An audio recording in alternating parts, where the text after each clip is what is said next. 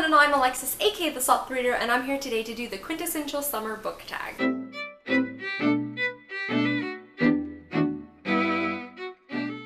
As usual, I will leave the original video linked down below, as well as the questions for this tag.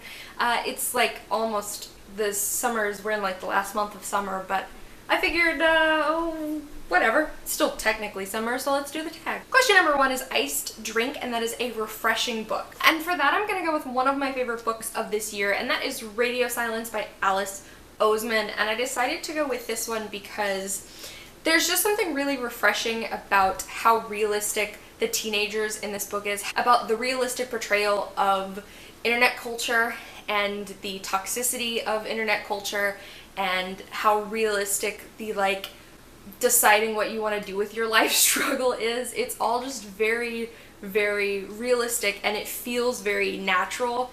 And it's a really refreshing book. Plus, this book is cute in a lot of ways. One of the best platonic loves I've ever seen, and it was just a lot of fun to read, and I thoroughly loved it. Question number 2 is Cotton Candy, a book that was fluffy and sweet. And there's literally no better time to mention To All the Boys I've Loved Before by Jenny Han, because the movie for this just came out, but this book is just so sweet and so fluffy, and Laura Jean and Peter are so cute, and the Song Girls and their dynamic and the way that they live with their dad and they embrace their Korean heritage, all of it is just so sweet.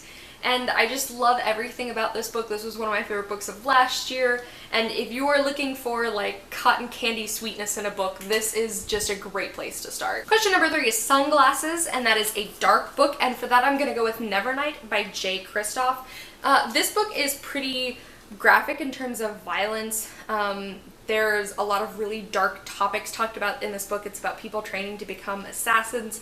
But as you read this book and as you get to know all of the characters, you kind of realize that they all come from really tragic backgrounds, and all of them have lived very rough lives, and so they all have dark pasts, and so just everything about this book is just very dark and very gritty. Question number 5 is Picnic on a Rainy Day, and that is a sad book, and for that I went with A Monster Calls by Patrick Ness. This is basically about a young boy named Connor who finds out that his mother has cancer, and it's really about his struggle with his mother's illness and the toll it takes on him as a young boy, and trying to understand what everything is going on. And it's a very sad book, especially if you've ever been in that situation, or if you've ever dealt with a family member who's had, an illness like that. It's very, very sad. I do think that the portrayal of grief in it is very well written.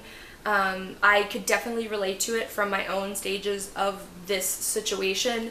But it is very, very sad, so I just figured I would mention this one. The next question is Sand, a book that irritated you. I don't know.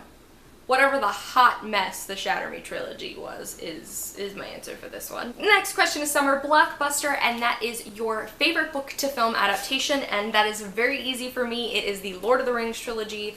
I just think that these adaptations are so good, and I feel like they have a mind and an entity all on their own, separate from the books, and I just think that they're very successful, on every level. The story's good, the actors are all great, the mise-en-scene, the music, this is all just really great. So hands down, these will probably always be my favorite book to movie adaptations. Question number 7 is Dropped Ice Cream, a book you were anticipating that turned out not to be good, and it's gonna be Red Rising, because this book was 300 and something pages of disappointment. Question number 8 is Palm Tree, a tall book that you loved, which is a very weird question to me, because palm trees aren't really a summer thing, because they exist, whatever. I'm gonna go with The Seven Husbands of Evelyn Hugo, because this is one of the Book of the Month books, and if you don't know, all of their books are very tall and they all are the same height. So